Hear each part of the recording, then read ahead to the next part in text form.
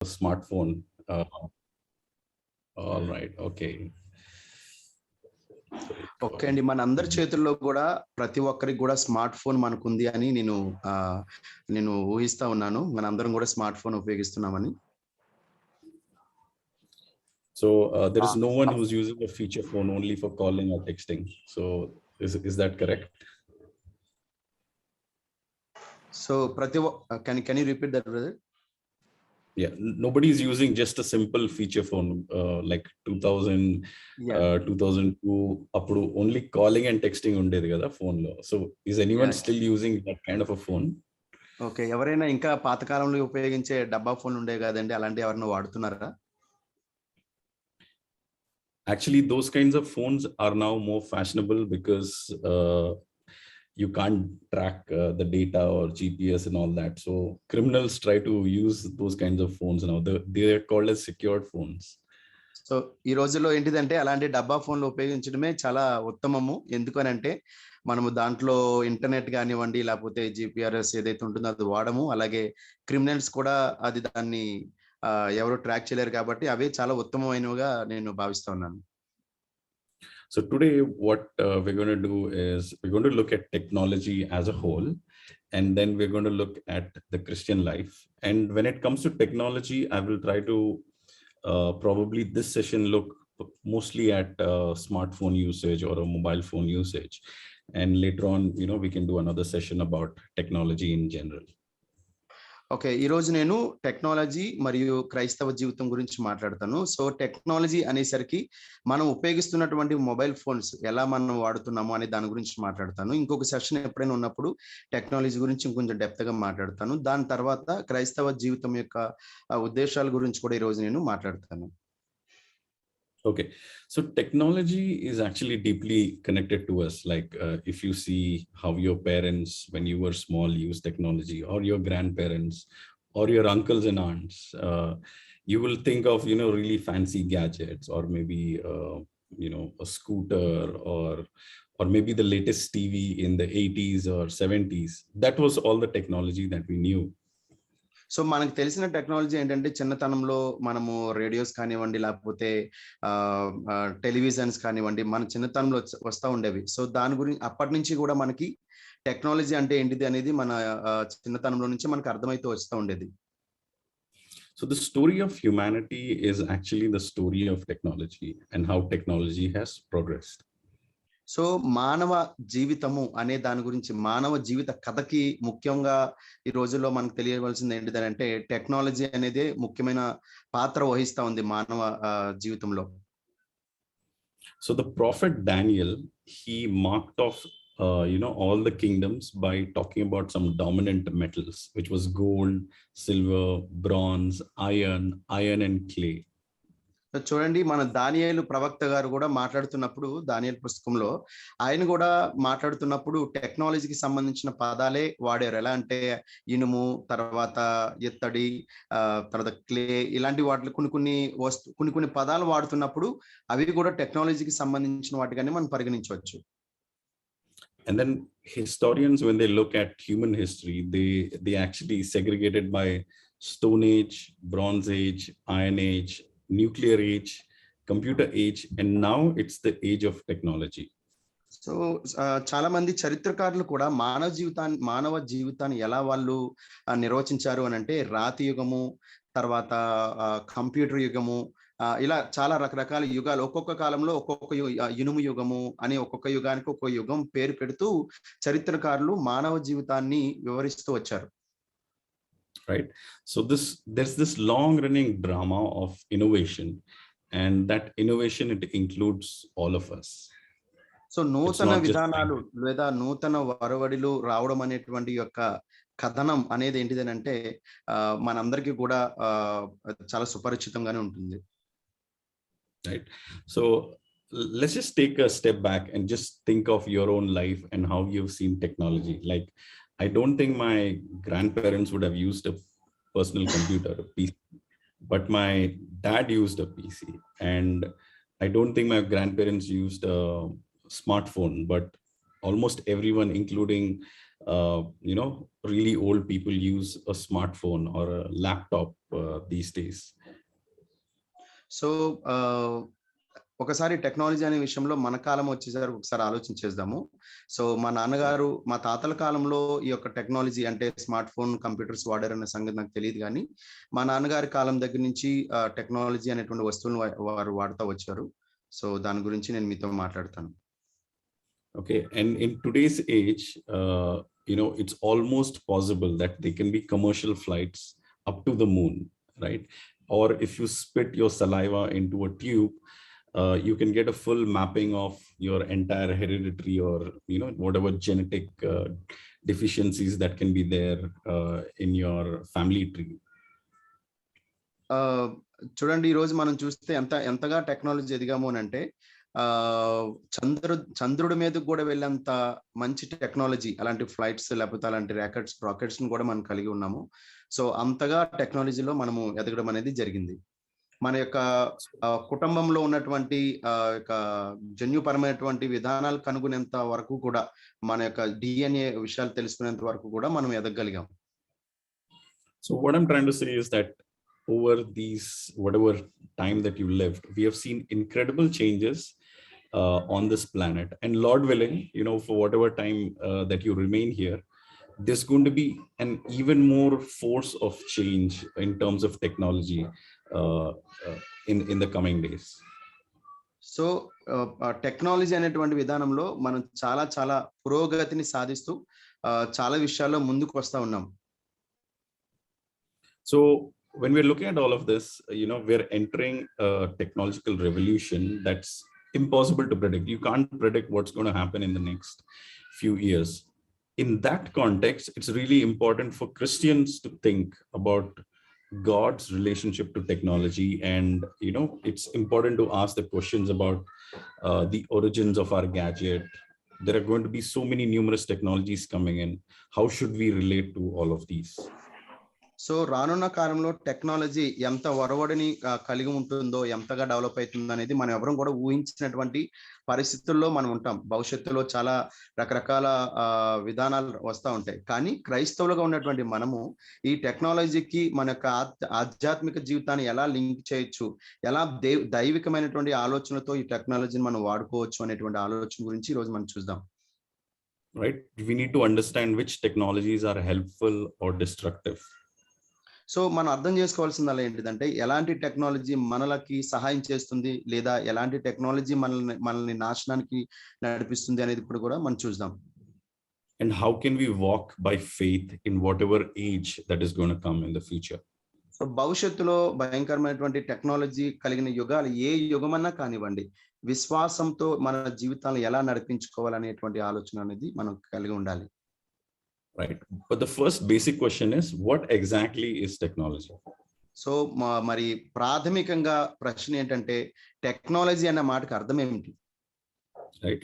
So technology is, I don't know how you're going to translate this, Azad, but it's called applied science and amplified power. Applied science and amplified power. Okay. Yeah. Or you can say science and power. Yeah. శక్తి మరియు శాస్త్రము మరియు శక్తి అనే దాని గురించి కూడా మనం చెప్పొచ్చు. Right. And the word technology itself, it has that root in the word technique as we know it. So technology అనే పదంలోనే టెక్నిక్ లేదా అనేటువంటి మాట కూడా అక్కడ మనకు కనపడుతూ ఉంటుంది. So whatever, like for example, you take cricket, right? And you have a small boy throwing a ball. But in the cricket field, a 25-year-old, or MS Dhoni throwing a ball is much more faster. The difference between the two is technique. చూడండి, cricket అనేటువంటి ఆటలో కూడా ball విశ్రమణలో అంటే ఒక చిన్న అబ్బాయి విసిరే విధానంలో కానివ్వండి, లేదా మరి great cricketer MS Dhoni ball విసిరే విధానంలో కానివ్వండి, చాలా తేడా ఉంటది. అది కూడా ఒక టెక్నిక్ ఉంటది అనమాట. సో ఆ టెక్నిక్ మనం గమనించాలి. Right. So that is that amplified science, applied science, amplified power.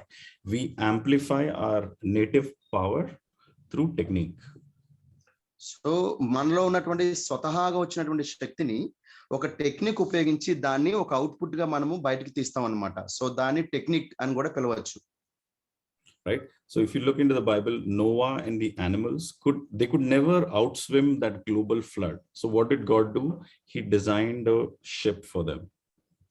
So ఇక్కడ చూస్తే కనుక నోవాహు మరియు జంతువులు ఆ యొక్క కథనంలో మనం చూస్తున్నట్లయితే కనుక ఉన్నటువంటి జంతువులన్నీ కూడా ఆ యొక్క నీటి ప్రవాహంలో ఈదలేవు, లేకపోతే అందులో తట్టుకోలేవు కనుకనే దేవుడు ఒక మంచి వాడను తయారు చేయించగలిగాడు నోవాహు ద్వారా.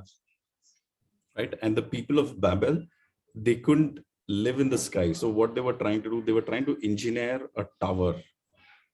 సో బబులోను సామ్రాజ్యంలో కూడా ఏంటిదనంటే వాళ్ళు ఒక టవర్స్ కట్టడానికి, బాబేలు గోపురాన్ని కట్టడానికి కూడా వాళ్ళు కొంతమంది ఇంజనీర్లుగా పనిచేయడం కూడా జరిగింది. But what we see today is, it's not just a normal tower in Dubai. There are lifts that can just take you to stratosphere, which we could never have imagined earlier. చూడండి, ఇంతకు ముందు ఎన్నడూ లేనటి విధంగా దుబాయ్లో కానివ్వండి, చాలా కొన్ని దేశాల్లో లిఫ్ట్ ఉపయోగించుకుని కూడా మరియు చాలా పెద్ద శిఖరానికి చేరేంత పెద్ద పెద్ద బిల్డింగ్లు కూడా ఈ యుగంలో మనము కలిగి ఉన్నాం. Jacob and his sons, they were digging wells by hand and with a shovel, but today there are so many tunnels which are tens of kilometers deep inside a mountain, and all of that can happen because of technology. So టెక్నాలజీని బట్టి మరి భూగర్భంలో కూడా మరి ఒక సొరంగాలు, భయంకరమైనటువంటి సొరంగాలను కొండల్లో కూడా మరి లోతైన ప్రాంతాల్లో కూడా మరి సొరంగాలు తవ్వుకుని దానిలో ప్రయాణించగలిగినంత మంచి టెక్నాలజీలో మనము ఉన్నాం ఈ రోజుల్లో. Right. So in all of the technology that is there is a certain reason why software or the microchips or the chipsets are given a special place. And the reason for that is, there are electrical explosions in our brain, right? And what a smartphone is doing is, our brain, our fingers, it's using that to communicate or broadcast messages to so many people at the same time, to influence the world, basically. చూడండి, మనం ఇప్పుడు mobile phone లో వాడుతున్నటువంటి chips కానివ్వండి, కంప్యూటర్లో ఉన్నటువంటి chips కానివ్వండి, ఇవన్నీ కూడా ఎక్కడి నుంచి వచ్చాయని అంటే మానవ మేధస్సులో మానవుడు ఏదైతే ఆలోచిస్తాడో ఆ ఆలోచనను బట్టే అవన్నీ కూడా వచ్చాయి. సో వాటిని ఉపయోగించి ఇప్పుడున్నటువంటి ప్రస్తుత పరిస్థితులను కూడా మరి విపరీతంగా మార్చగలిగినంత శక్తిని, లేకపోతే అలాంటి మేధస్సును మానవుడు కలిగి ఉన్నాడు ఈ రోజుల్లో. సో కాబట్టి ప్రస్తుత ప్రపంచాన్ని ఇంత విపరీతంగా మరి టెక్నాలజీ అనేది మార్చగలుగుతుంది. Right. So the reason why India is so special in the world, despite all of our deficiencies, is because we have so many engineers who can understand how a computer chips works or a computer works.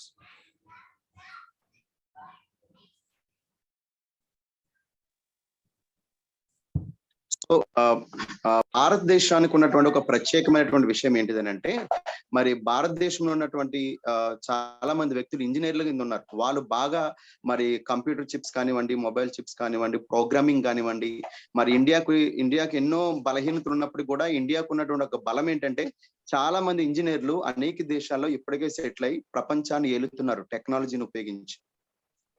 Right. So that is why there is no innovation that is more potently powerful than the computer chip. So కాబట్టి మానవ యొక్క మేధస్సు computer chip కంటే కూడా చాలా శక్తివంతమైనది అనే విధానాన్ని మనం అర్థం చేసుకోవచ్చు.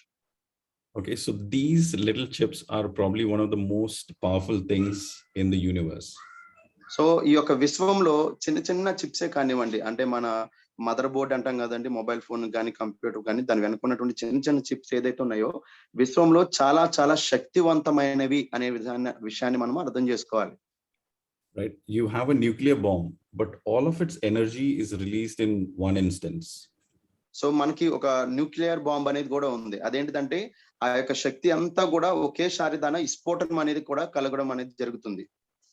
But what you see in a chipset is that all of that energy is flowing through 1 gram of matter each second. So that is like going through the core of your laptop. So you can almost imagine a nuclear power going through a small chipset in those tiny microprocessors. So that is why it is so powerful.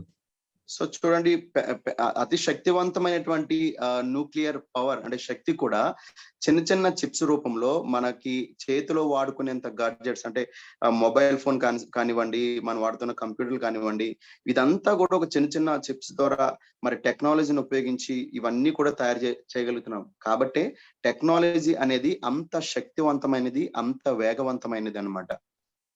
Right, so I'll just round it off by just ending with this. It says that microprocessors conduct more energy per second per gram through its tiny corridors than any animal can, than any volcano, or even the sun. That is how powerful a microprocessor is.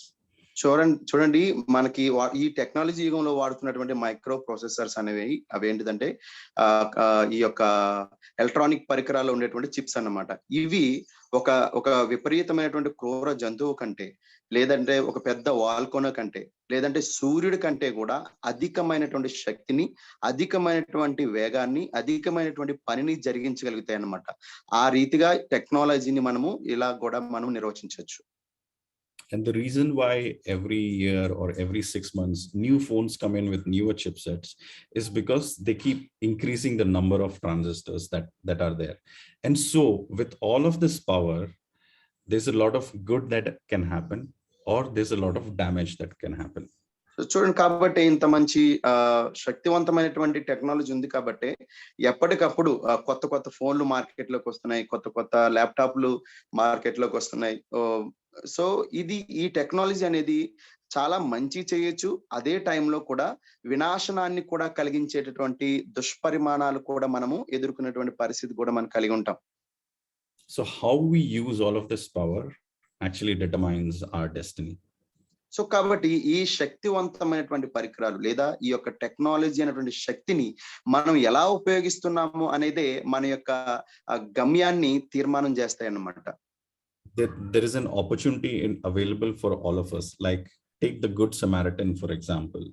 He found a bleeding Jew on the street and he jumped into action. He was binding all the wounds, he applied treatment, and he took the man on the cargo of his animal to the inn where he paid for the money, and he ensured that the healing will continue to happen.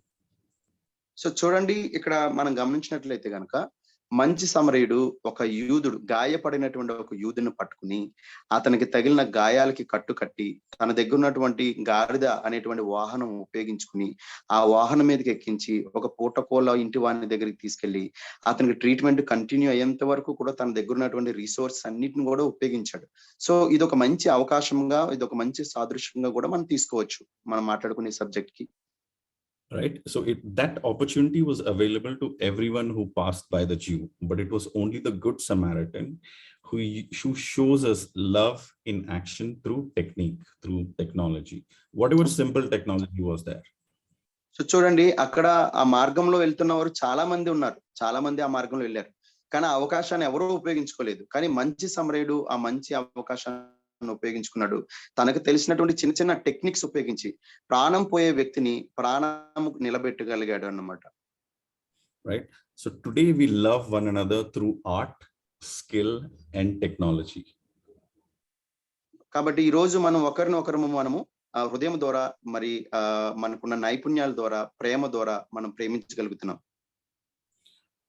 The story of humanity, previously it talks about how we've loved each other more by improving our skill, and I'll quickly touch upon how in the 5th century Augustine also was thinking about all of these questions. So కాబట్టి మనం అర్థం చేసుకున్నట్లయితే మనుషుల మధ్య ఉన్నటువంటి ఈ ప్రేమ అనుబంధాలు, ఈ ప్రేమ వాత్సల్యాలన్నీ కూడా సో మనము ఒకరికొకరు ఇచ్చిపుచ్చుకోవడం అనేటువంటి విధానంతో ఒకరినొకరు మనము పెంచుకోగలిగాం. సో అగస్టిన్ వ్యక్తి కూడా ఇలాంటి విషయాల గురించి ఆయన కూడా ఆలోచిస్తూ వచ్చాడు. Right, his book is called The City of God, and Augustine of Hippo, he talks about how various talents are used to serve the society. Augustine ఏం మాట్లాడాడంటే మనిషికి ఉన్నటువంటి తలాంతులను ఉపయోగించి సమాజానికి మనం ఎలాంటి సేవ చేయగలుగుతాము అనే దాని గురించి ఎక్కువ మాట్లాడుతూ వచ్చాడు. And here he praises the intellect of even fallen sinners he talks about the natural genius of man. చూడండి, పతనమైనటువంటి మనుషులకున్న జ్ఞానాన్ని కూడా అతను పొగుడుతూ ఉండేవాడు. అంటే మనుషుల్లో ఎంత గొప్ప జ్ఞానము, ఎంత గొప్ప విజ్ఞానము ఉన్నది అనే దాని గురించి కూడా అతను మాట్లాడుతూ వచ్చాడు. Okay, and then he talks about how there is a lot of innovation which has caught his attention. For example, textile, architecture, agriculture, navigation. So ఆయన మాట్లాడుతూ వచ్చిన విధానంలో కూడా ఏంటిదంటే, మన చుట్టూ ఉన్నటువంటి కొన్ని పద్ధతులు, అంటే వ్యవసాయం కానివ్వండి, లేకపోతే బిల్డింగ్లు కట్టే విధానం కానివ్వండి, ఇంకా చాలా ఇవన్నీ కూడా ఏంటిదంటే ఈ యొక్క క్షేత్రాలు ఏవైతే ఉన్నాయో వాటన్నిటి గురించి కూడా అతను మాట్లాడుతూ వచ్చాడు. Then he talks about sculptors and painters, composers, and those who work in the theater. He praises all of them as well. So అలాగే పెయింటింగ్ వేసే వాళ్ళు కానివ్వండి, బిల్డర్స్ కానివ్వండి, థియేటర్ లో పనిచేసే వాళ్ళు కానివ్వండి, ప్రతి ఒక్క మనిషి కూడా తనకున్నటువంటి టెక్నిక్ ఉపయోగించి సమాజానికి ఎలా అయితే సేవ చేస్తున్నారో వారందరినీ కూడా అగస్టిన్ ఆయన పొగుడుతూ ఉండేవాడు, తన చేతి పనిని బట్టి, పనిచేసే వాళ్ళని బట్టి. And then he also talks about those who help in restoring human health, medical drugs, etc. So అలాగే ఆయన మరి వైద్య విధానంలో కూడా, మరి వైద్య రంగంలో కూడా మరి ఇతరులకు మందులు ఇచ్చే విధానం కానివ్వండి, ఇతరులకు వైద్యం అందిస్తూ సహకరించే విధానంలో కానివ్వండి, అలాంటి మనుషులను కూడా మరి వారి గురించి మాట్లాడుతూ ఉండేవాడు. So what Augustine ends there is, he says, over every imaginative innovation or invention of man, we celebrate the creator of the noble human nature. So ఆయన ఏమని మాట్లాడుతూ ఉండేవాడు అంటే, ప్రతి ఒక్క మనిషికి ఉన్నటువంటి మేధస్సు శక్తిని ఉపయోగించి ఏంటిదనంటే, మరి ఒక సృష్టికర్త ఎలాగైతే పనిచేయగలుగుతాడో అలాంటి ఆలోచన ప్రతి మనిషిలోనూ కూడా ఉంది అనే దాని గురించి ఆయన ఎక్కువ మాట్లాడుతూ, మరి వారికి ఉన్నటువంటి మేధస్సును ఎక్కువ అతను పొగుడుతూ ఉండేవాడు. And then he goes on to emphasize, who is this creator? This creator is the true and supreme God whose providence rules all that he has created. So కాబట్టి ఇంతకీ ఆ సృష్టికర్త కలిగినటువంటి లక్షణాలు కలిగిన మనము ఆ సృష్టికర్తను ఎలా తెలుసుకోవచ్చు? ఆ సృష్టికర్త ఎవరు అంటే సర్వశక్తిమంతుడు, ఆయన అన్నిటినీ కలగజేయగలిగిన వాడు, ఆయనకు మరి సమస్తము ఎరిగి ఉన్నవాడు అనేటువంటి విధానంలో ఆ క్రియేటర్ గురించి, సృష్టికర్త గురించి ఆయన మాట్లాడుతూ వచ్చేవాడు అన్నమాట చివరాఖరికి. Right. So basically the theology of technology is, no matter what the invention is, no matter what the technology is, no matter what kind of microchip it is, the Apple M1 or anything, you need to remember that God is still supreme, and it is his providence that we are going on and creating all of these things.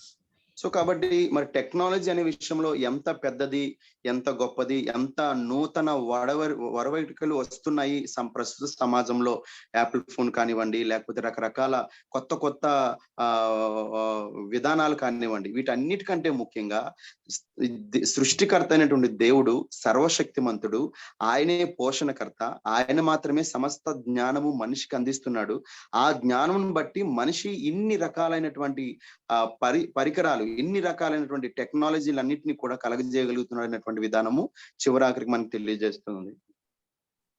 Okay, so before we go into the next section where I'll talk probably a few of the practical things of how smartphones affect us, I will talk about one famous tech story, and that's a story that all of us know in the Bible. So ఇంకా smart phone మన జీవితాలకి ఎంత effective చూపిస్తున్నాయి అనేటువంటి విధానాలు అనే విషయాలు నేను మాట్లాడుతూ ఉంటాను. దానికి మాట్లాడే ముందుగా మీకు ఒక కథ చెప్తాను. ఆ కథ ఏంటిదంటే మన జీవితాలకు ఎలా ఆపాదించుకోవచ్చు అనే దాని గురించి ఇది ఒక మంచి కథ మీకు చెప్తాను. Yeah, can someone read from 1 Samuel chapter 17 verses 4 to 11? Okay, 17 మొదటి సమూయేలు గ్రంథము 17వ అధ్యాయము 4 నుంచి 11 వచనాలు ఉన్నాయి. నేనే చదువుతాను, అందరూ కూడా జాగ్రత్తగా వినండి. గాతు వాడైన గొలియాతు అను శూరుడొకడు ఫిలిస్తీయులు దండులో నుండి బయలుదేరుచుండెను. అతడు 6 మూల జేనడు ఎత్తు మనిషి, అతని తల మీద రాగి శిరస్త్రాణం ఉండెను. అతడు యుద్ధ కవచము ధరించి ఉండెను. ఆ కవచము 5,000 తులముల రాగి ఎత్తుగలది, మరియు అతని కాళ్ళకు రాగి కవచమును అతని భుజముల మధ్యను రాగి బల్లెం ఒకటి ఉండెను. అతని ఈటె కర్ర నేతగాని దోనెంత పెద్దది, మరియు అతని ఈటె కొన 600 తులముల ఇనుము ఎత్తుగలది. ఒకడు డాలును మోయిచు అతని ముందర పోవుచుండెను. అతడు నిలిచి ఇజ్రాయేలీల దండువారిని పిలిచి, యుద్ధ పంక్తులు తీర్చుటకై మీరెందుకు బయలుదేరి వచ్చితిరి? నేను ఫిలిష్తీయుడను కానా? మీరు సౌలు దాసులు కారా? మీ పక్షముగా ఒక నేర్పరుచుకుని అతని నా యొద్దకు పంపుడి. అతడు నాతో పోట్లాడి నన్ను చంపగలిగిన యెడల మేము మీకు దాసులమగుదుము. నేను అతని జయించి చంపిన యెడల మీరు మాకు దాసులై మాకు దాస్యము చేయుదురు. ఈ దినమున నేను ఇజ్రాయేలీల సైన్యములను తిరస్కరించుచున్నాను. ఒకని నియమించిన యెడల వాడును నేనును పోట్లాడుదుమని ఆ ఫిలిష్తీయుడు చెప్పుచూ వచ్చెను. సౌలును ఇజ్రాయేలీలందరూ ఆ ఫిలిష్తీయుని మాటలు వినినప్పుడు బహుభీతులైరి. Right. So the reason I want us to just meditate on this is there are so many technologies around us, and some are, it's called primitive technologies, and some are the latest advanced technologies. And it's always going to be a fight between primitive and advanced technologies. So చూడండి, నేను ఎందుకు ఇది చెప్పాను, ఈ స్టోరీని మనం ఒకసారి చదవాలని అన్నానంటే, ఇందులో మనము పూర్వీకులు ఉపయోగించినటువంటి అంటే అలాంటి టెక్నాలజీ ఉన్నది, లేదంటే మరి నూతన వరవడి లేదా నూతనంగా ప్రవేశపెట్టబడినటువంటి టెక్నాలజీ ఉన్నది. సో దీని గురించి మనకు ఒక అవగాహన రావడం కొరకు, అవి ఎలాంటివో తెలియజేయడం కొరకు ఈ యొక్క స్టోరీని మీ చేత చదివించాను. So Goliath was a giant, a champion. He was an elite warrior, and he was outfitted from the head to the toe with the best weaponry that was around in that ancient world. So he had the best technology available for him, and he was a professional warrior over many years. So he was, the thing in terms of technology there. చూడండి, ఇక్కడ గొలియాత్ గురించి మనం ఆలోచన చేస్తే, గొలియాత్లోనే మరి విపరీతమైనటువంటి technology ఉంది. గొలియాతు పూర్వకాలంలో ఎలాంటి టెక్నాలజీ ఉపయోగించారో అలాంటి టెక్నాలజీ ఉపయోగించేవారు. గొలియాతు ఒక మహాయోధుడు, మరి చాలా పొడవున్నటువంటి వ్యక్తి.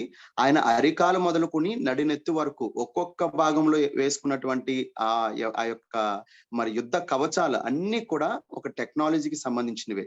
అతను వేసుకున్న చెప్పులు కానివ్వండి, కత్తి కానివ్వండి, అన్ని కూడా టెక్నాలజీకి సంబంధించినవే. సో అతను బాడీ మొత్తం అంతా కూడా మరి టెక్నాలజీతో నింపబడి ఉంది. Right. And the closest thing, or the closest champion, or the closest thing that can be pit against Goliath, for example, in IPL, closest thing to CSK is Mumbai Indians. So here, closest thing to Goliath would have been Saul, because Saul was a giant as well. He was tall, he was head and shoulders above everyone else in the nation of Israel. He was also the first king. He was one of their best warriors. So Saul as well was pretty much, probably did not have the latest of all weaponry, but he could have very easily gone in. But how does Saul respond? He responds in fear and unbelief. That's what we see in verse 11. So చూడండి, ఇక్కడ మనం గమనించినట్లయితే గొలియాతు ఏదైతే వేసుకున్నాడో, అంటే ఒక cricketer ని మనం mind లో పెట్టుకుంటే కనుక, సో ఆపోజిట్ ప్రత్యర్థులు ఇద్దరికి కూడా సమానంగానే ఉంటాయి. సో అలాగే గొలియాత్కి ఎలాగైతే మరి ఆ యొక్క యుద్ధ కవచాలు ఉన్నాయో, సౌలుకు కూడా అలాంటి యుద్ధ కవచాలే ఉన్నాయి. సౌలుకు కూడా మరీ అంత నవనూతనమైనటువంటి టెక్నాలజీకి సంబంధించిన యుద్ధ పరికరాలు లేకపోయినప్పటికీ సౌలు కూడా బలాఢ్యుడే, సౌలు కూడా యుద్ధం చేసిన వాడే, సౌలు కూడా చాలా టాలెంట్స్ ఉన్నవాడే. కానీ ఇక్కడ 11వ వచనంలో చూసుకున్నట్లయితే కనుక భయము అనే దానితో నింపబడ్డాడు. భయము అనే దానితో అతను నిలిచిపోయాడు. బహుభీతులైరి అనే మాటను కూడా మనం ఇక్కడ చదువుతున్నాం. But instead what we see that there's a young shepherd who steps out in faith. So వెంటనే అక్కడ చూస్తే కనుక ఒక బాలుడైనటువంటి గొర్రెల కాపరి విశ్వాసంతో అడుగు పెట్టాడు యుద్ధ భూమిలోకి అనే మాటను కూడా మనం చదువుతాం.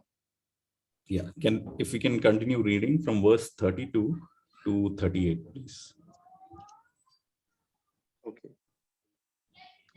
ఓకే అండి, 13వ వచనం అదే అధ్యాయంలో, మొదటి సమూయేలు 17వ అధ్యాయం 13వ వచనం నుంచి 38 వరకు 32 to 38. ఓకే, 32 to 38, 32 నుంచి 38 వరకు చదువుదాం. ఈ ఫిలిష్తీయుని బట్టి ఎవరి మనసును కృంగ నిమిత్తం లేదు. మీ దాసుడనైన నేను వానితో పోట్లాడుదునని దావీదు సౌలుతో అనగా, సౌలు ఈ ఫిలిష్తీయుని ఎదుర్కొని వానితో పోట్లాడుటకు నీకు బలము చాలదు.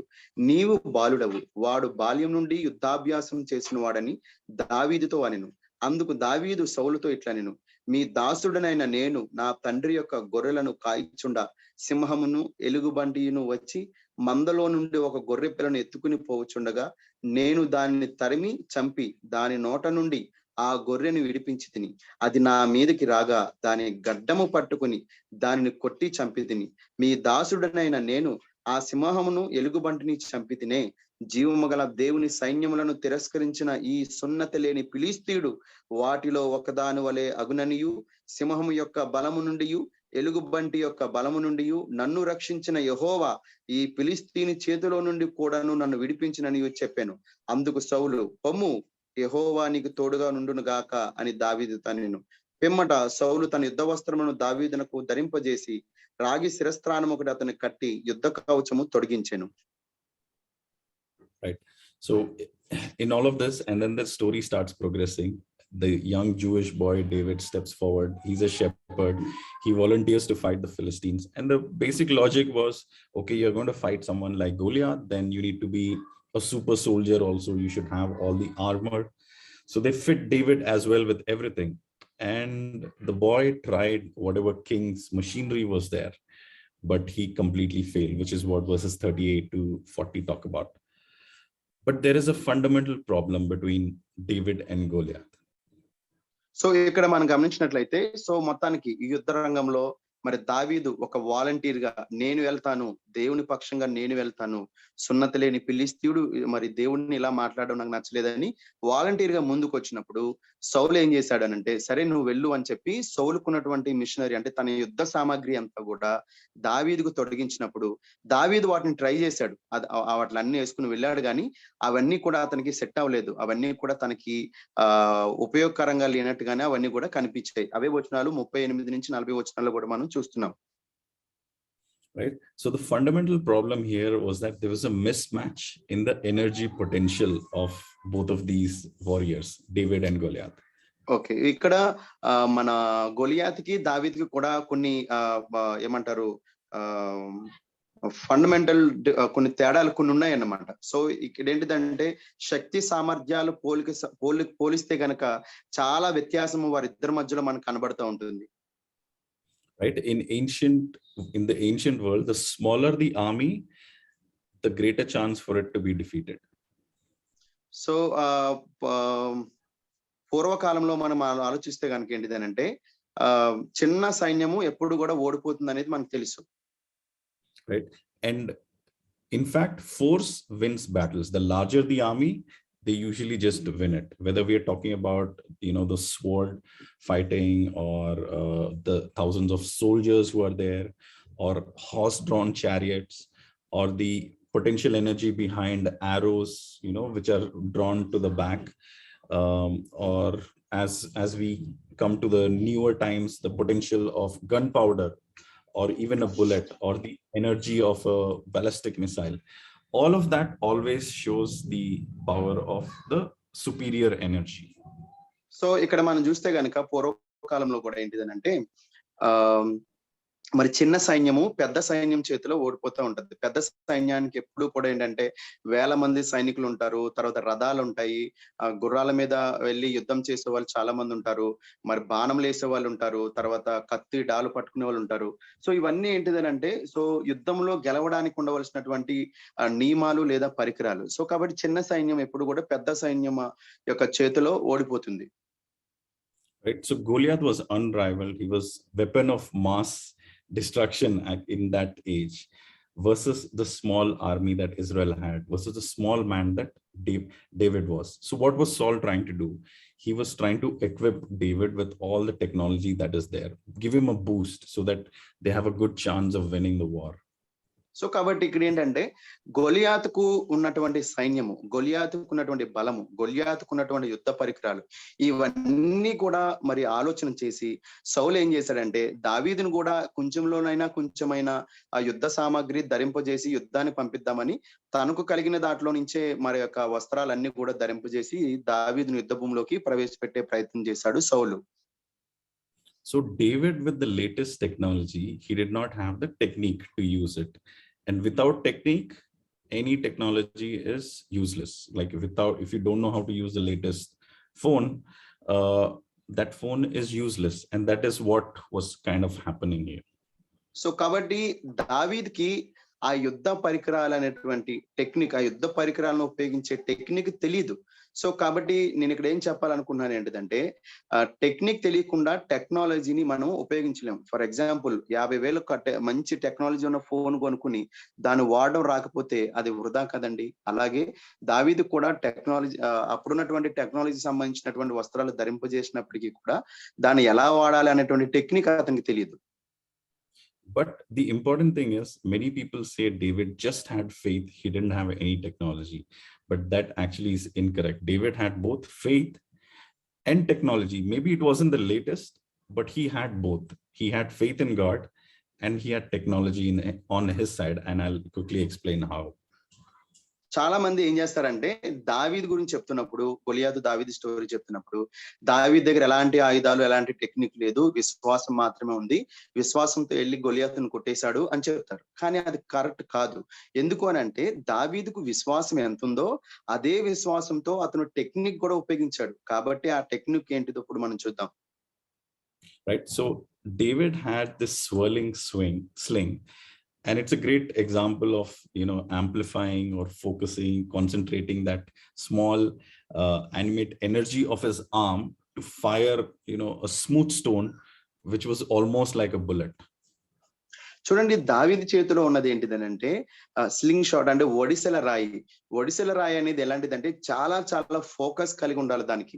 అది ఎలాంటిదంటే, ఒడిసెల రాయి చివరిలో ఒక చిన్న రాయి ఉంటుంది, దాన్ని తిప్పి తిప్పి కొట్టడం అంటే ఒక బుల్లెట్ కు ఉన్నటువంటి పవర్ ఎలా ఉంటుందో అదే పవర్ ను ఈ ఒడిసెల రాయి కలిగి ఉంటుంది అన్నమాట. So in this ancient, one-on-one showdown, we see a technological mismatch. But there is this fist fight where Goliath kind of seems to be winning it, but David is entering it like a sniper. And David proves that, you need to be a master of whatever technology God has given you. And that is what he did. So చూడండి, అక్కడ దావీదుకి గొలియాతుకి ఉన్నటువంటి technology ఉపయోగించే విధానంలో చాలా చాలా వ్యత్యాసాలు ఉన్నాయి. కానీ దేవుడు దావీదుకి ఏదైతే చిన్న టెక్నాలజీ ఉపయోగించాడో ఆ టెక్నాలజీలో నమ్మకంగా ఉన్నాడు. ఆ టెక్నాలజీని ఉపయోగించి మరి తన గొప్ప కార్యాలు అతను చేయగలిగాడు. And because his technology is small, or his technique is small, there is enough focus for him to put even his faith together. So that's why verses 45 says, "You come to me with a sword and with a spear and with a javelin, but I come to you in the name of the Lord of the hosts, the God of the armies of Israel, whom you have defied." చూడండి, దావీదుకి ఉన్నటువంటి టెక్నాలజీకి సంబంధించినటువంటి చిన్నవైనప్పటికీ కూడా ఒక మంచి మాట దావీదు ఏమంటున్నాడంటే, తన టెక్నాలజీలో ఉన్న టెక్నిక్ ఉపయోగిస్తూ, గొలియాతు నీవు కర్రతోనూ నువ్వు డాలుతోనూ కత్తితోనూ లేకపోతే బల్లెంతోనూ వస్తున్నావు, నేను విశ్వాసంతోనూ నా దేవుడు నామాన్ని పట్టుకుని నేను వస్తున్నాననేటువంటి ఒక విరోచితమైనటువంటి మంచి మాటను అతను ఉపయోగిస్తూ ఆ యొక్క యుద్ధంలో ముందుకెళ్ళాడు దావీదు. So the point about all of this is not about technology, good or bad, or whose technology was better or worse. The point is that in this clash, there was a clash of the gods of that Philistine giant, and there was the clash of the living God of David, and David's God wins it. చూడండి, ఇక్కడ ఏంటిది అంటే, ఎవరి technology ఎంత గొప్పగా ఉన్నదని దాని గురించి అంటే కూడా దాని గురించి అంటే కూడా ఈ యొక్క యుద్ధంలో లేదా ఈ యొక్క పోరాటంలో, ఈ పోరాటము ఫిలిస్తీన్లకు అలాగే మరి జీవం గల దేవుడైన యెహోవా ప్రజల మధ్యలో జరుగుతూ ఉంది. కానీ దావీదు సైన్యం లేదా దావీదు ఈ యొక్క పోరాటంలో గెలవడం అనేది జరిగింది. Okay, so God's strength is made clear in David's weaknesses, and that's the whole point of the story. So దేవుని యొక్క శక్తి దావీదుకున్నటువంటి బలము లేదా దావీదుకున్నటువంటి వాటిని బలోపేతం చేయడం ద్వారా మరి ఈ యొక్క కథలో అది దావీదు గెలవడం అనేది జరిగింది. ఇది ఈ యొక్క కథకున్నటువంటి ముఖ్యమైనటువంటి ఉద్దేశం. So whatever role human power or innovation or technologies play in any story that you face, those are all just footnotes, because God is going to work in those weaknesses, you really don't have to always go in for the latest and the greatest. So కాబట్టి మనకున్నటువంటి చిన్న చిన్న వాటిల్లో కూడా మనం వాటన్నిటిని కూడా ఆలోచన చేస్తే గనక దేవుడి చేతిలో వాటిని పెడితే అవి గొప్పగా మనము వాడుకోవడానికి, లేదా వాటిని బట్టే మనకు కలిగిన దాంట్లో నుంచే దేవుడు తన శక్తిని చూపించి గొప్పగా వాటిని వాడగలుగుతాడు. సో మనకి ఏది ఎంత చిన్న టెక్నాలజీ ఉంది, ఎంత చిన్న జ్ఞానం ఉంది అనేది కాదు, కానీ దేవుడి చేతిలో అది ఉందా లేదనేది ముఖ్యమైనటువంటి ఉద్దేశం. So with that, we'll start, looking a little bit more at smartphones. Okay, we've shifted, we're pivoting away. We've looked at a little bit of the theology of technology.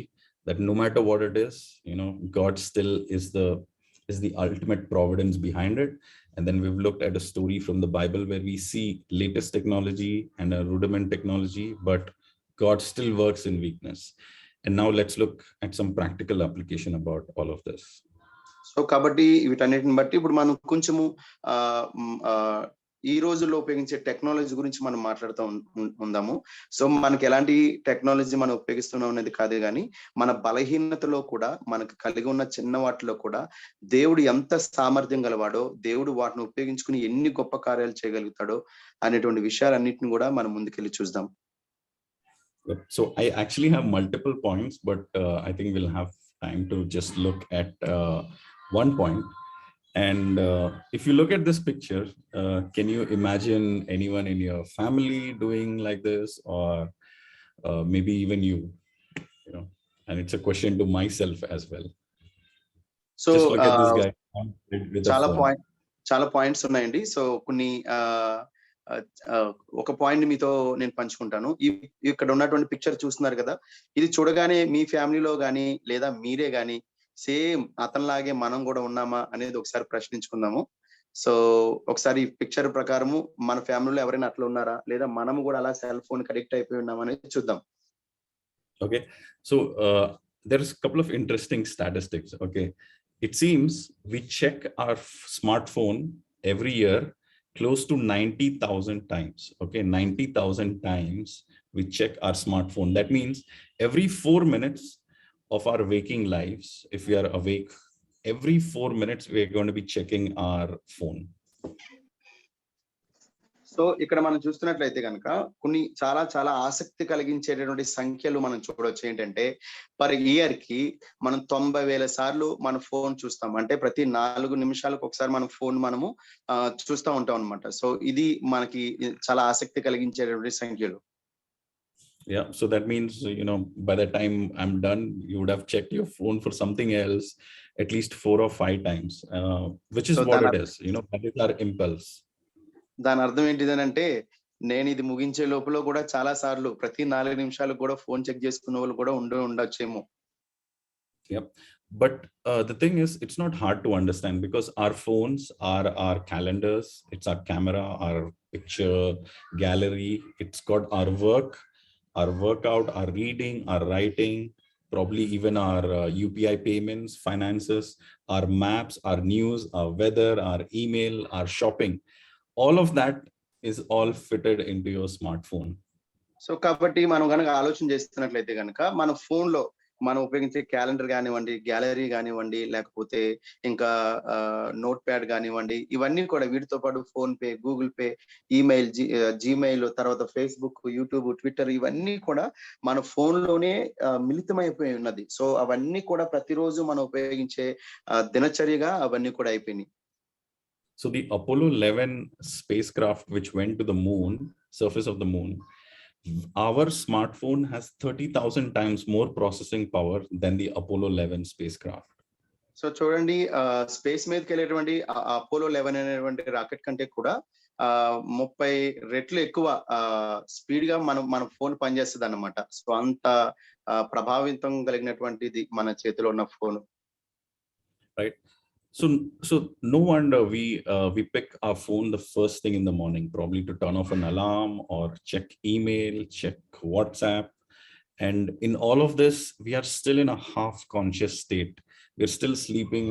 Our eyes are not awake, and but we're still checking our phone the first thing in the morning. So ఉదయం లేవగానే మనం చేసే మొట్టమొదటి పని ఏంటిదంటే phone పట్టుకోవడం. ఎందుకు అంటే అది మేబీ అది ఎందుకనంటే అది అలారం ఆపడానికి కావచ్చు, లేదంటే వాట్సాప్‌లో ఉన్నటువంటి మెసేజ్‌లు చెక్ చేయడానికి కావచ్చు. ఏదేమైనప్పటికీ కూడా మొట్టమొదటగా లేవగానే మనం టచ్ చేసే వస్తువు ఏదైనా ఉంది అనంటే అది mobile phone. Right. So there was a survey of more than 8,000 Christians about social media routines or about phone usage. And more than 54 or 60% said that they check a smartphone within 2 minutes of waking up. And more than 73% said that they do their spiritual discipline after checking their phone. ఇక్కడ ఉన్నటువంటి సంఖ్యలో మనం చూస్తున్నట్లయితే గనక 64-70 వరకు చాలా మంది శాతం ప్రజలు ఎక్కువగా ఫోన్‌ని వాళ్ళు చెక్ చేస్తా ఉంటారు. అలాగే ఇంకా 80% పీపుల్ ఏంటిదనంటే ఆధ్యాత్మిక విధానంలో వెళ్ళే కంటే ముందు ఫోన్‌నే ఉపయోగించి ఫోన్‌నే టచ్ చేస్తారు అనేటువంటిది మనకి ఇక్కడ ఉన్నటువంటి సంఖ్యలో మనకి తెలియజేయబడుతుంది. So the reality is especially concerning because in the morning, if we don't prepare our hearts spiritually for the day ahead, but we're doing other things, our hearts are probably not at the right place already. And phones are addictive. And I just want to remind all of us that if our phones are addictive, then the person behind the phone is already an addict. And there are multiple apps for that addiction. So ఇక్కడ మనకున్నటువంటి ఇంకొక point ఏంటిదనంటే మొట్టమొదటిగా ఉదయాన్నే లేవగానే మనం ఇవ్వాల్సినటువంటి సమయాన్ని దేవునికి ఇవ్వకపోవడం వల్ల, లేదంటే అది సెల్ ఫోన్‌కి ఇవ్వడం ద్వారా ఏంటిదనంటే మన హృదయము, మన యొక్క ఆలోచన ఉండవలసిన దాని మీద ఉండదు. సో అలాగే మనము దీనికి ఎక్కువ వ్యసనాక్రాంతులుగా అయిపోయే పరిస్థితులు కూడా ఏర్పడతాయి అనేది ఒక point. Okay, so WhatsApp, Facebook, Instagram, YouTube, all of these apps are actually designed in such a way that you will come back or you will stay really long on the app. And the more you stay, the more money that Facebook makes from ads because of the usage pattern that is there. So కాబట్టి ఇప్పుడు మనం ఫోన్‌లో వాడుతున్నటువంటి Facebook కానివ్వండి, Twitter కానివ్వండి, YouTube కానివ్వండి, WhatsApp కానివ్వండి. ఈ apps ఏవైతే ఉన్నాయో, ఈ యాప్స్ వాడడం ద్వారా ఎంత ఓపెన్ చేస్తామో అంత డబ్బులు ఆ యొక్క యాప్ క్రియేట్ చేసినోళ్ళకి వెళ్తా ఉంటాయన్నమాట. సో కాబట్టి వీళ్ళు కూడా ఏంటిదంటే దీన్ని ఒక యాడ్ రూపంలో మనం ఇంకా ఎక్కువ వాడే విధంగా నూతనంగా వాటిని తయారు చేస్తూ ఉంటారు. సో వీటిని కాబట్టే మనం ఎక్కువ వాడుతా ఉంటాము. Right. So the question is, why do distractions lure us, or why are distractions so easy for us? అంటే తప్పిపోవడము లేదా ఎక్కువగా నాశనానికి గురి కావడం అనేది ఎందుకు ఎక్కువ అయితా ఉంటది మనకి? Okay, so I'll just give you 3 points over here, couple of points. And when I'm talking about distractions, it is digital distractions. So the first is we use digital distractions to keep our work away. చూడండి కొన్ని విషయాలు మీతో మాట్లాడుతాను. అదేంటిదంటే నేను ఇక్కడ వినాశనము అనే దాని గురించి మాట్లాడుతున్నప్పుడు డిజిటల్ వినాశనము అంటే మనం వాడుతున్నటువంటి ఫోన్‌లకి సంబంధించిన వాటి గురించి నేను మాట్లాడుతున్నాను. మనం వీటిని ఎక్కువగా వాడడం వల్ల, ఈ స్మార్ట్ ఫోన్‌లు ఎక్కువగా వాడడం వల్ల ఏంటిదనంటే మన పనికి అంతరాయం కలుగుతుంది. మనం చేసే పని ఎక్కువగా focus చేయలేకపోతుంటాం. Right, Facebook, WhatsApp or YouTube is a way to escape whatever is our actual work. Okay, we procrastinate around the hard work, the important things, or a deadline, or tough conversations we need to have with the family, or college project or papers. We use the social media or the smartphone to keep our real work away.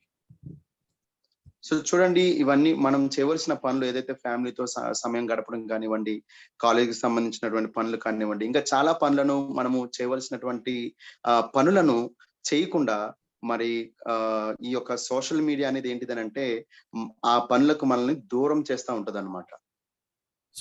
So when life becomes very demanding, we crave something else, and that something else is anything else. And today we have an easy distraction, which is the digital distraction. So చూడండి మనము జీవితంలో కూడా చాలా వాటి గురించి మనము ఈ యొక్క డిజిటల్ టెక్నాలజీ ఉన్నప్పుడు ఇంకా కొత్తవి కావాలనేటువంటి ఆకలితో మనం ఉంటాం. సో కాబట్టి ఈ యొక్క టెక్నాలజీ అనేది మనం చేసే అనుదినము చేసుకునేటువంటి పనులకు చాలా చాలా అంతరాయంగా నిలబడుతూ ఉంది. right? So that was the first thing. We use digital distraction to keep our work away. The second is we use digital distraction to keep people away. చూడండి, మొట్టమొదటిది ఏంటిదనంటే పాయింట్ నేను చెప్పాలనుకున్నది, మనము ఈ యొక్క డిజిటల్ టెక్నాలజీని ఉపయోగించడం అనేది మన పనికి మనల్ని దూరం చేస్తుంది. మనం చేయాలనుకున్న పనికి మనము దూరం అవుతా ఉంటాం. రెండో పాయింట్ ఏంటిదంటే, ఈ యొక్క డిజిటల్ టెక్నాలజీ అనేది ఏంటిదంటే మనుషులకు దూరం చేస్తుంది మనల్ని. Yeah, so God has actually called us to love our neighbors. Yet what happens in our, family gatherings or church meetings, or you go to work and you are in a room or you are in the bus, are we turning to our phones, or are we actually turning to the people around us who God has called us or brought us into our lives? So చూడండి, ఇక్కడ మనల్ని దేవుడు పిలిచింది ఎందుకు అనంటే, నిన్ను వల్లే నీ పొరుగు వారిని ప్రేమించు, అలాగే నీ పొరుగువాడికి దేవుని యొక్క ప్రేమను పంచు అనే దాని గురించి మనం పిలువబడ్డాం, దేవుని యొక్క సువార్తను ప్రకటించడానికి. కానీ మన ఇంట్లో మన ఫ్యామిలీ అంతా మన చుట్టూ ఉన్న మన చేతిలో ఫోన్ పట్టుకుని ఒంటరిగా ఉంటాం.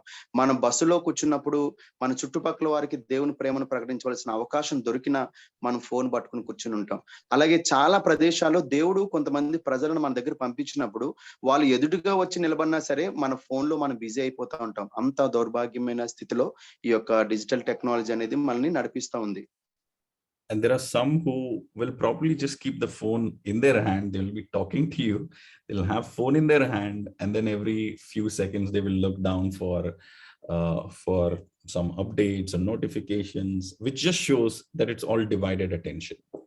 సో చూడండి, ఇక్కడ ఏంటంటే మన ముందు ఎవరో ఒకరు మనతో మాట్లాడడానికి వస్తారు.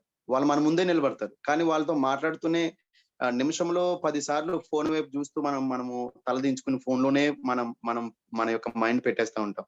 ఇదేంటిదనంటే ఎదుటి వాళ్ళకి మనము ఇవ్వాల్సిన సమయాన్ని ఇవ్వకుండా అక్కడ సమయం గాని, అక్కడ బంధం గాని డివైడ్ అయిపోయేటువంటి పరిస్థితులు కూడా ఏర్పడతాయి. Right. So I want you to understand that in the digital age, we are especially slow to associate with those real people. Instead, we go into our phones and we want to associate with those on the phone. We have a sense of superiority to those on a phone rather than those in person, and that is a digital distraction that keeps us away from real people, that keeps us away from people that God has brought into our lives. చూడండి, ఇక్కడ digital యుగంలో ఉన్నటువంటి మనము, so మన దగ్గర ఉన్నటువంటి మన చుట్టూ ఉన్నటువంటి ప్రజలకు మనం ఇవ్వాల్సిన సమయం ఇవ్వకపోవడం వల్ల, సో మనం ఏం చేస్తున్నామంటే సరైనటువంటి సత్సంబంధాలను కోల్పోతూ, అలాంటి వ్యక్తులతో సరైనటువంటి సంబంధం లేకుండా ప్రజలను దూరం చేసుకున్నటువంటి దౌర్భాగ్యమైనటువంటి స్థితిలోకి మనము వెళ్ళిపోతున్నాం. దీన్నే నేను డిజిటల్ డిస్ట్రాక్షన్ లేదా డిజిటల్ వినాశనము అని కూడా నేను మీకు దీన్ని చెప్తా ఉన్నాను. And unfortunately, the third and really terrible thing that can happen with digital distraction is that it keeps the thoughts of eternity away. Okay. ఇంకా మూడో పాయింట్ ఏంటిదంటే, ఇంకా దౌర్భాగ్యమైనటువంటి పరిస్థితి ఏంటంటే, ఈ యొక్క డిజిటల్ యుగంలో ఉన్న మనము నిత్యత్వానికి సంబంధించినటువంటి విషయాలు, రాబో కాలానికి సంబంధించి, రాబో రాజ్యానికి సంబంధించినటువంటి విషయాల మీద నుంచి కూడా మన మనసును త్రిప్పివేసుకుని ఇహలోక సంబంధాల వైపే మనం పరిగెత్తేటువంటి మరి అలాంటి దౌర్భాగ్యమైనటువంటి స్థితిలో కూడా ఈ యొక్క డిజిటల్ డిస్ట్రాక్షన్ లేదా డిజిటల్ అంతరాయం, వినాశనం అనేది మనలను నడిపిస్తుంది. So when you always use the latest app or the latest meme or the latest WhatsApp joke or all of that, you know what that's doing? It's a kind of a welcome escape for our soul from what is true, what is raw, and what is honest. And we love it. Our souls love all of that. So చూడండి, మన చేతిలో ఉన్న phone ద్వారా మనం వాడుతున్నటువంటి apps ద్వారా చూస్తున్నావు కానివ్వండి, లేకపోతే మనము సెండ్ చేస్తున్నావు కానివ్వండి, ఇవన్నీ ఏంటిదనంటే ఏది నిజమైనదో, ఏది వాస్తవమైనదో, ఏది యథార్థమైనదో, ఏది మన జీవితాలను బాగు చేస్తుందో దాన్ని దూరపరుచుకుని, ఏది మనల్ని నాశనం చేస్తుందో దాన్ని దగ్గర పరుచుకునేటువంటి భయంకరమైన పరిస్థితుల్లోకి ఈ డిజిటల్ యుగంలో మనం ఉన్నాం. There was a 17th century Christian and a mathematician, very famous, Blaise Pascal. He makes this statement about souls of his day in the 17th century, and I think it's like very, very relevant to us today. 17వ శతాబ్దానికి సంబంధించినటువంటి ఒక క్రైస్తవుడు, అలాగే మరి గణితానికి సంబంధించిన వ్యక్తి pascal అనేటువంటి ఒక వ్యక్తి ఉన్నాడు. మరి ఆయన సౌలు గురించి, అంటే ప్రాణం గురించి లేదా ఆత్మ గురించి చెప్పిన కొన్ని విషయాలు ఉన్నాయి, అవి మీకు చెప్తాను. Right? He says, take away their diversion and you will see them dried up with weariness. Take away their diversion and you will see them dried up with weariness. So can you repeat that, brother? Yeah, take away their diversion, okay, and you will see them dried up with weariness or tiredness. Okay, so ఎవరైతే మనల్ని divert చేస్తారో, లేకపోతే మనల్ని త్రిప్పివేస్తారో వాళ్ళని పక్కన పెడితే మనలో ఉన్నటువంటి డ్రైనప్ అనేది మనకి కనబడుతూ ఉంటుంది. Yeah, so as soon as you take out the social media, or you know what happens if you come to somebody's house for dinner and there's no internet in that house, Wi-Fi is not working, ACT is not working, they'll start getting panicky, their data is over, right? So what Pascal is saying is a perennial fact. The human appetite for distraction is very high in every age, including our age. So చూడండి, ఏంటిదంటే అంటే digital యుగంకి అలవాటు పడిపోయిన మనకి ఏంటిదంటే, ఎవరైనా ఇంటికి వెళ్ళినప్పుడు, డిన్నర్కి వెళ్ళినప్పుడు ఏంటిదంటే, మన డేటా అయిపోయినప్పుడు మనం బిహేవ్ చేసే విధానం, ఫోన్ సరిగా పనిచేసినప్పుడు, ఫోన్ పనిచేయనప్పుడు మనం బిహేవ్ చేసే విధానం ఏంటిదనంటే, అదొక విపరీతమైనటువంటి పోకడ, లేదా విపరీతమైనటువంటి ఆలోచన ఉంటుంది అనేటువంటిది మనకు అర్థమవుతుంది. పాస్కల్ కూడా చెప్పేటటువంటి పాయింట్ కూడా అదే. Okay, because distractions give us easy escape from silence and solitude, whereas we become acquainted with ourselves, our mortality. That is what happens if all those distractions are taken away. So చూడండి, ఇలాంటి distractions అవన్నీ కూడా మనలో నుంచి వెళ్ళిపోయినప్పుడు, లేదా ఏదైతే మనల్ని అంతరాయం కలగజేస్తుందో, ఏదైతే మనల్ని బిజీగా పెడుతుందో, అది మన జీవితంలో నుంచి వెళ్ళిపోయినప్పుడు మనం ఏంటో మనకు అర్థమవుతాం. మనలో ఉన్నటువంటి నిశ్శబ్దం, మనం ఏమై ఉన్నామో, మనం ఏం చేయాలో, మన ముందున్న గురి ఏంటిదో మనకి చాలా మరి స్పష్టంగా కనబడే విధంగా చేస్తుంది. కాబట్టి అలాంటి డిస్ట్రాక్షన్ చేసేటువంటివి ఏదైనా సరే మనలో నుంచి పోతే చాలా చాలా బాగుంటుంది. It is then that we understand, the distance of us from God, and what are our real desires, what are real hopes and pleasures. So కాబట్టి మనము దేవునిలో మనం నిలబడుతున్నప్పుడు నిజమైనటువంటి ఆనందం ఏంటి, నిజమైన నిధి ఏంటి, నిజంగా మనం సంపాదించుకోవాల్సింది ఏంటిది అనేది మనకు అర్థమవుతుంది. So our greatest, our smartphones are basically doing that. They're giving us endless diversion. It's not just one thing or two things. They're like 10-second downloads to distractions and to pings, to alerts, notifications. All of that is diverting us from our greatest needs and our realities. So చూడండి, ఈ యొక్క digital యుగంలో ఈ యొక్క technology ఏదైతే ఉందో ఇప్పుడు మనం వాడుతున్నది, అది క్షణాల్లో 10 సెకండ్లోనే మనకు కావాల్సిన డౌన్లోడ్ అయిపోతుంటుంది. మనకు కావాల్సిన ప్రతి నోటిఫికేషన్ వచ్చేస్తూ ఉంటుంది. ఇవన్నీ కూడా ఏంటిదనంటే, మనం ఏంటిదో, వాస్తవంగా మనం ఏంటిదో, మనకి ఏం కావాలో, మన అవసరతలు ఏంటిదో అవన్నీ కూడా తెలియజేయకుండా, ఇవన్నీ కూడా మనలను అంతరాయం కలిగించే విధంగా, వినాశనానికి గురి చేసే విధంగా ఇవన్నీ కూడా ఉండడం అనేది జరుగుతుంది. Yep. So with this, I'll kind of try to bring it to a conclusion because we're running out of time. So I won't go too much into the other points, but I want to talk about how the New Testament, it kind of warns us about the effects of unchecked distractions on the soul. And we can kind of boil all of that down into 3 main points. So ఎక్కువ సమయం మనకు అవుతుంది కాబట్టి ఒక 3 పాయింట్లు నేను మీకు చెప్తాను. అవి ఎలా మనం అధిగమించాలి, అవి ఎలాంటి డిస్ట్రాక్షన్స్ ఏంటి, అంతరాయాలు ఏంటిది అనేది నేను మీకు తెలియజేస్తాను. Okay, so there are unchecked distractions that blind our souls from God. So మనము కొన్ని అంతరాయాలు ఏంటిదంటే, దేవుని యొక్క ఉద్దేశాలకి, దేవుడు ఏమి కోరుకుంటున్నాడో అది కనబడకుండా నడిపించే గుడ్డితనంలో నడిపించేటటువంటి అంతరాయాలు కూడా ఉన్నాయి మొట్టమొదటిగా చూస్తే. So these are the most dangerous distractions. They are worldly worries, anxieties, pursuits of wealth, self-centered concerns with personal security. All of these are things that suffocate the soul and snatch away the seeds of truth they choke off the fruit of the spirit, and they render hope irrelevant. Just give me 1 second as well.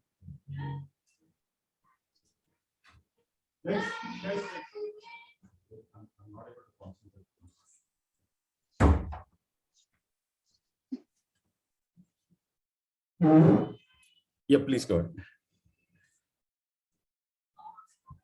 You can repeat that, brother, once again. So Yeah. So basically what I'm saying is, all of these are dangerous distractions, because they give us the worldly worries, the anxieties. There's a pursuit of wealth, self-centered concern with only personal security.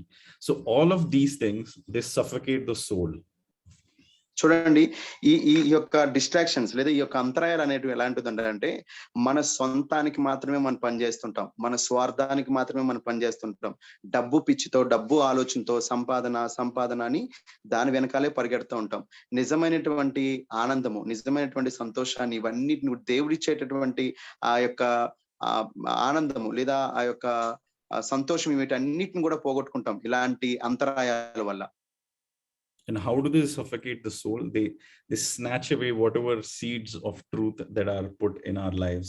They choke the fruit of the spirit, or the fruit of the gospel, and whatever hope that we have, it kind of makes it irrelevant, because it's robbing our life of what is the infinite value. So ఇలాంటి అంతరాయాలు, ఇలాగా మనం phone వాడడం, ఎక్కువ విపరీతంగా వాడడం ద్వారా ఈ డిజిటల్ యుగంలో మరి మనలో ఉన్నటువంటి దేనికోసమైతే మనం పిలువబడ్డాము అంటే, ఆత్మ ఫలములు కానివ్వండి, సువార్తను ప్రకటించేటటువంటి భారం కానివ్వండి, ఇతరులకు దేవుని ప్రేమను చూపించి ఇతరులకు దేవుని కోసం చెప్పాలని సమయం తీసి వాళ్ళతో సమయం పంచుకోవాలి, సమయం స్పెండ్ చేయాలన్నటువంటి ఇవన్నీ కూడా మనలో నుంచి పోగొట్టుకుని ఒక ఒంటరిగా మనమే చివరాఖరికి మనమే కనపడుతాం, కానీ మన నుంచి దేవుడు కనపడ్డు, దేవుడు చూపించే వ్యక్తులు కూడా మనకు కనబడినటువంటి దౌర్భాగ్యమైనటువంటి స్థితిలోకి వెళ్ళిపోతాం ఈ డిజిటల్ యుగంలో ఉన్న మనము. Yep. And unchecked distractions, they kind of close the communion that we can have with God. So ఇంకొకటి ఏంటిదనంటే, దేవుడితో ఉన్నటువంటి సంభాషణ లేదా దేవుడితో ఉన్నటువంటి బాంధవ్యాలు కూడా చాలా అంతరాయం కలిగేటటువంటి భయంకరమైన పరిస్థితి కూడా ఏర్పడుతుంది. Yeah, similar to how Martha was so distracted by her table service for Jesus that she missed the importance of what Christ was saying, or Christ's words for her life. So కాబట్టి Martha విషయానికి వచ్చేసరికి కూడా, Martha కూడా తన జీవితంలో విపరీతమైన పనులు పెట్టుకుని అసలైనటువంటి ధనము లేదా అసలైనటువంటి సన్నిధి దేవుడి దగ్గర ఉంది అన్న సంగతి మర్చిపోయి ఆమె విపరీతమైన పనుల్లో తనకు తానే మరి అంతరాయం కలిగించుకుంది ఆమె. Yeah, and we can become so unfocused in life with the digital distractions, that we get lost in that unforgiving wheel of daily tasks and fail to listen to the voice of God. చూడండి, ఇక్కడ ఏంటిదంటే ఈ digital అంతరాయం లేదా ఈ digital వినాశనం అనే దాని ద్వారా మనకి ఏంటిదనంటే, దేవునితో ఉన్న సంభాషణ కోల్పోవడమే కాదు, అలాగే ఇతరులతో కూడా బాంధవ్యాలు కోల్పోతుంటాము. ఇతరులను క్షమించినటువంటి పరిస్థితులు మన జీవితంలోకి వచ్చేస్తూ ఉంటాయి. సో ఇలాంటి విపరీతమైనటువంటి పోకడలు మన జీవితంలో కనబడతా ఉంటాయి. Right? And when we fail to pray, and when we fail to see God intently listening or drawing near to us, God is going to feel distance because we are distracted. So చూడండి, దేవుడు కూడా ఏంటిదనంటే మనము దేవునికి దూరం అయిపోతూ ఉంటాం. దేవుని యొక్క స్వరం వినలేము, దేవుని యొక్క మాటలు వినలేము. దేవుడు మనకి ఏం చెప్తున్నాడో ఈ జీవితం ద్వారా మనం ఈ సమాజానికి దేవునికి పక్షంగా మనం ఎలా నిలబడాలో ఇవన్నీ కూడా మనం కోల్పోతూ ఉంటాం. సో దేవుడు కూడా మనం చాలా దూరమైనటువంటి ఆలోచనతో, అలాంటి ఆలోచన ఫీలింగ్స్ లో కూడా మనం వెళ్ళిపోవడం అనేది జరుగుతూ ఉంటుంది. Yet in the midst of all of this, he's still seeking us, and he seeks our undivided attention. So చూడండి, ఇంత విపరీతంగా సెల్ ఫోన్లకి అడిక్ట్ అయిపోయి, లేకపోతే ఈ లోకానికి అతుక్కుపోయి ఉన్నటువంటి మనకి ఇలాంటి విపరీతమైనటువంటి ధోరణిలు కూడా ప్రభు అయినటువంటి మన దేవుడు మన కోసం ఎదుగుతున్నాడు. మన యొక్క అటెన్షన్ ఎలాగైనా తన వైపు ఆకర్షించుకోవాలని ఆయన మన కోసం ఎదురు చూస్తూ ఉన్నాడు చాచిన చేతులతో. So what is the solution for all of this? Do we go back to a digital free era, like pre-digital era? Do we go back to 1980? What should we do to be undistracted in this life? చూడండి ఇప్పుడు ఇంత విపరీతమైనటువంటి digital వినాశనం తప్పించుకోవాలంటే ఏం చేయాలి? తిరిగి మనం 1990లోకి వెళ్ళిపోవాలా? 1980 సంవత్సరంలోకి వెళ్ళిపోవాలా? ఏం చేయాలి మరి ఈ యొక్క విపరీతమైనటువంటి ఈ డిజిటల్ వినాశనం నుంచి మనం తప్పించుకుని మన జీవితాలు బాగు చేసుకోవాలంటే? Yep. Each generation had its own distractions that were there. And for us, probably the distractions are much more amplified, but the distractions have never gone away. So చూడండి ప్రతి యుగానికి కూడా ఒక అంతరాయం అనేది ఉంది. ప్రతి యుగానికి కూడా భయంకరమైనటువంటి పరిస్థితులు ఉన్నాయి. సో ఇక్కడ కూడా మనం ఏంటిదంటే దేవునికి దూరమయ్యే పరిస్థితులు ఉన్నప్పుడు దీన్ని ఎలా అధిగమించాలనే దాని గురించి కూడా ఒక పరిష్కారం మనకి ఏర్పడుతుంది. Yeah. So we need to do as Christians, we need to manage our distractions wisely. And if we fail to do that, we will lose the urgency. We will forget how to walk with the Lord. So కాబట్టి క్రైస్తవులుగా మనం కూడా ఏంటిదనంటే మనం ఏం చేయాలి అంటే ఈ డిస్ట్రాక్షన్ని లేదా ఈ వినాశనాలని అంతరాయాలని ఎలా మనం అధిగమించాలి, వాటిని మనం ఎలా ఫేస్ చేయాలి అనే దాని గురించి మనం నేర్చుకోవాలి. ఒకవేళ అలా నేర్చుకోని పక్షంలో మనం చేసేది ఏంటిదనంటే దేవుడితో నడిచే విధానము, దేవునితో కలిసి మరి ప్రయాణం సాగించే విధానాన్ని మనం కోల్పోతాం. As Christians in today's age, for our spiritual health, it's important skill to understand how to manage the digital distractions. So కాబట్టి క్రైస్తవ జీవితంలో ఉన్నటువంటి మనకి ఇది చాలా చాలా ప్రాముఖ్యమైనది. సో దేవునితో కలిసి నడవడానికి అడ్డుగా ఉన్నటువంటి ఈ యొక్క డిజిటల్ అంతరాయం లేదా డిజిటల్ వినాశనాన్ని ఎలా అధిగమించాలి అని తెలుసుకోవడం అనేది చాలా చాలా ప్రాముఖ్యమైనది మనకి. Right. So as we kind of wrap up, I'll just ask a few questions just for reflection. Sorry, I haven't written it down, but it's just for something to just reflect on. Okay. So ఏదైతే ఇప్పుడు వరకు మనం నేర్చుకున్నామో దాని గురించి నేను ముగించే ముందు కొన్ని ప్రశ్నలు మిమ్మల్ని అడుగుతాను. సో వాటికి మనము సమాధానం చూద్దాం. Okay. So do my smartphone habits expose an underlying addiction to something else in my life? Can you repeat that, brother? Do the way I use smartphones, does it expose any underlying addiction that I may have? So నేను వాడుతున్నటువంటి ఈ cell phone ద్వారా ఏదైతే cell phone నేను వాడుతున్నానో ఈ cell phone వాడే విధానంలో ఏదైనా వ్యసనానికి cell phone వాడే విధానంలో దేనికైనా వ్యసనక్రాంతుడైపోయి ఉన్నానా అనేది ప్రశ్న. Okay, and do my cell phone habits or smartphone habits or digital habits, do they distract me from having a genuine communion with God? That's another question. So నేను వాడుతున్నటువంటి నా సెల్ ఫోన్ ద్వారా ఈ యొక్క డిజిటల్ యుగంలో ఉన్న నేను నిజంగా వాస్తవంగా దేవునితో సరైన విధానంలో మాట్లాడగలిగే విధంగా ఉందా, లేదా అది నన్ను అంతరాయం కలిగించే విధంగా ఉందా అనేది రెండవ ప్రశ్న.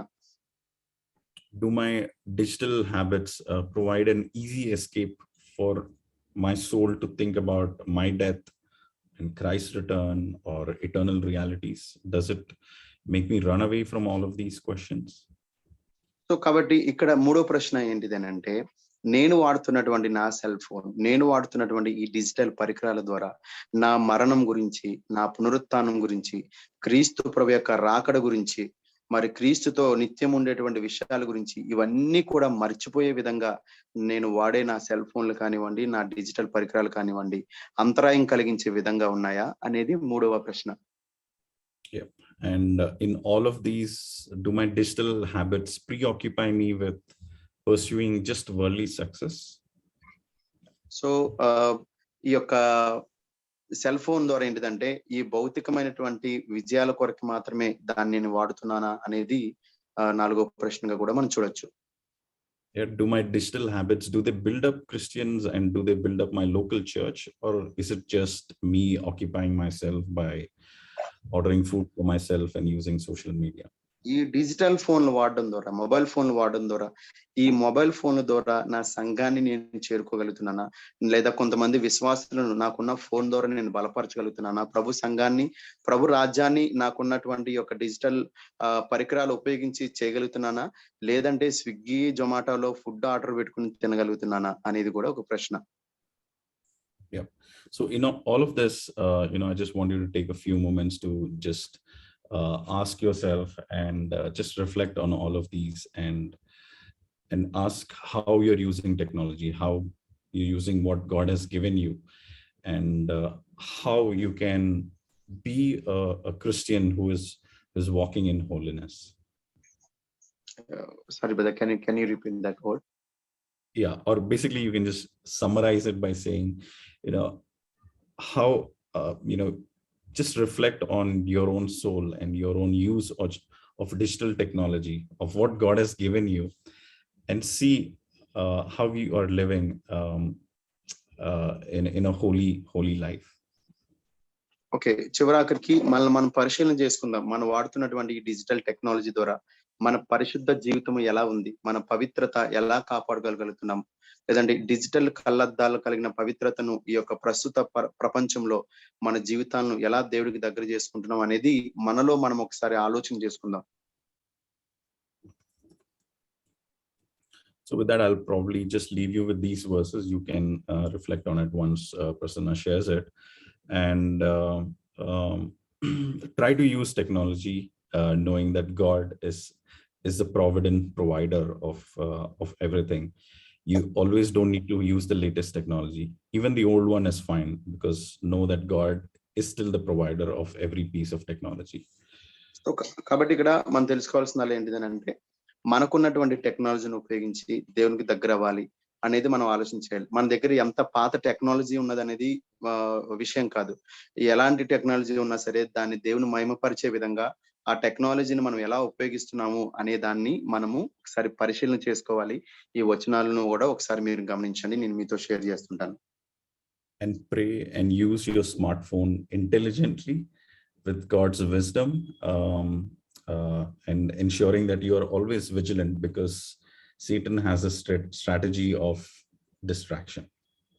సో కాబట్టి జ్ఞానం కలిగి మన చేతిలో ఉన్నటువంటి ఫోన్లు, మన దగ్గర ఉన్నటువంటి డిజిటల్ పరికరాలను చాలా చాలా జాగ్రత్తగా, మరి మెలకువ కలిగి దేనికోసం ఉపయోగిస్తున్నామో, దేన్ని మహిమపరచడానికి ఉపయోగిస్తున్నామో అనే ఆలోచన ధోరణి కలిగి మనం ఉపయోగించుకోవడం అనేది చాలా చాలా ఉత్తమము.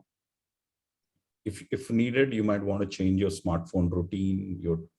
Try to see how it is affecting your devotional life, and ensure that your mornings or evenings, whatever time is suitable for you, is much more fruitful and focused. So కాబట్టి ఈ సెల్ ఫోన్ వాడే సమయంలో కూడా మీరు మిమ్మల్ని ఒకసారి పరిశీలన చేసుకోండి. ఇవి దూరం ఉంచడం ద్వారా మరి ఉదయకాల సమయంలో కానీ సాయంకాల సమయంలో కానీ దేవుడితో మంచి సమయాన్ని గడపడానికి, ఫలభరితమైనటువంటి జీవితాన్ని జీవించడానికి ఏ సమయాన్ని మీరు పెట్టుకుంటున్నారో ఆ సమయంలో మీ యొక్క డిజిటల్ పరికరాలు మీకు వినాశనం కలిగించే విధంగా ఉండకుండా మీరు జాగ్రత్త వహించండి. And technologies will come in and go out in a flash. But the people that God has placed around you, those relationships, are worth investing rather than just staying stuck to technologies. Yeah. Technology అనేది ఇలా వచ్చి అలా వెళ్ళిపోయేటువంటిది.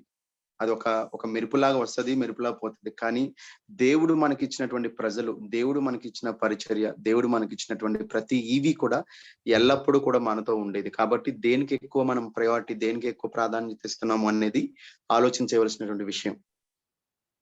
Right. So with all of this, I just pray that you live smartly with a smartphone, and you draw closer to Christ, and you always have the cross in your focus. So కాబట్టి నేను మీ అందరి కోసం ప్రార్థన చేయాలనుకుంటున్నాను. ఈ smart phone యుగంలో smart గా ఎలా విజయవంతమైనటువంటి జీవితాలు జీవిస్తాం అనే దాని గురించి ఆలోచించండి. నేను ప్రార్థన చేయాలనుకుంటున్నాను. Yeah. So Father God, we just want to thank you for giving us this opportunity, and thank you for helping us to just reflect and look at technology, and look at how you've been the whole orchestrator behind technology in this world. Thank you for the gifts that we can have through technology, that we can travel so fast, we can be in touch with each other. But also we remember, Lord, how Satan is trying to use this to distract us from the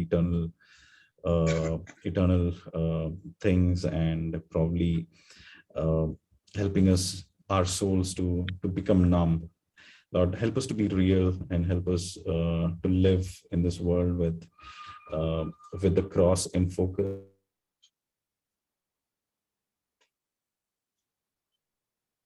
ప్రభా మీకు వందనాలు తెలియజేస్తున్నాం ప్రభా. ఈ యొక్క ఉదయకాల సమయంలో మేము చూసినటువంటి యొక్క విధానంలో నీకు దగ్గరయ్యే విధంగా టెక్నాలజీని ఎలా మేము ఉపయోగించాలి, ఈ టెక్నాలజీ ద్వారా ప్రభా మా జీవితాలు దేనిలో మరి వినాశనం అవుతున్నాయో అది గమనించి నీ వైపు నైనా మేము తిరిగే భాగ్యం మీరు మాకు దయచేయమని అడుగుతున్నాం. Amen.